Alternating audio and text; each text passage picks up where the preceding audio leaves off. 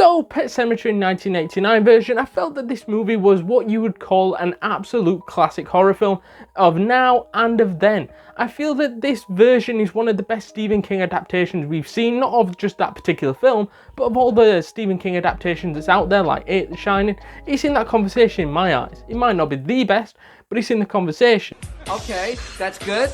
It's so good. I feel on the horror side of things, I think that this movie gets away with a lot of stuff which is quite disturbing and tormented. However, when you watch Stephen King films and read his books, they are very fucked up. In the nicest way possible. Sorry, Stephen King, you have written some absolute beauties, but your mind, I don't know how it fucking works. Let's be honest.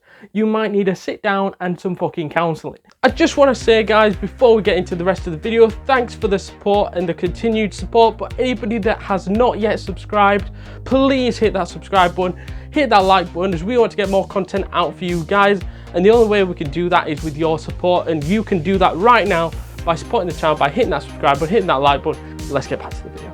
Because some of the stuff in this film of a kid getting ran over, that is not normal to put into a film, and they put it in, and then the dad brings him back to life, putting him in a pet cemetery, comes back alive and tries killing his parents, and then does end up killing his mum Rachel, and then also seeing Rachel coming back dead and then seeing all this pus drip out her eye. That is creepy shit going on there, and to me that is why this is probably up there with some of the best horror films, because it doesn't rely on jump scares like modern day stuff does. This relies on visual effects that are actually age quite well. On the idea of Pet Sematary, I think it worked in the grand scheme of things, of having the idea of a highway being the main killer of all the pets, dogs and things, and having the pet cemetery next to that to basically bury your pets and whatever. However, with the ancient burial ground being in there, which can revive these pets, animals and things like that, and if they go bury them up there, they could come back to life. But then you add in the toppings of basically of how many times Louis uses the fucking pet cemetery more than he uses the fucking bogs.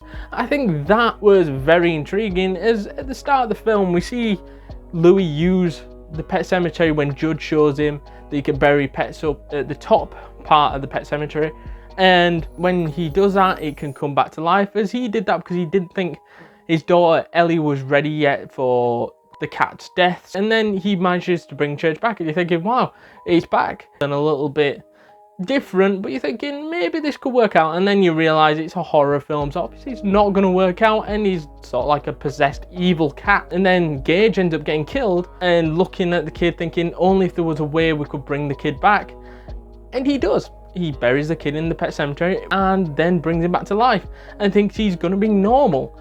And the second time he was wrong again, as the kid tried killing him and actually killed his wife when his wife had a sneaky suspicion he just tried to bring the kid back to life. And then we're in this sticky situation where he now has to kill the kid. He kills the kid and you think, wow, that's his experiment done, he's going to be over and there's only going to be him left alive. However, then he thinks, you know what, I'm going to give it another try. I'm going to be hopeful and everything like that and bring Rachel back to life using the exact same way. And this is how the film ends, with her walking through the door with pus running down her eye, and then them having a kiss and her having a knife behind her back ready to stab him, and that's where the credit roll. He obviously did not learn a fucking thing. Just a sick world we're living in. Sick people. Summarize Pet Sematary, then I feel that this was one of the best adaptations from the Stephen King books, and to me acts as one of the like horror films that you love to watch over and over again, because it's what you call a classic horror, which doesn't rely on jump scares and all the rest of the bullshit that they use now. And that's why I've rated this movie an 8.9 out of 10 and a classic film. So let me know down in the comments down below what your thoughts are.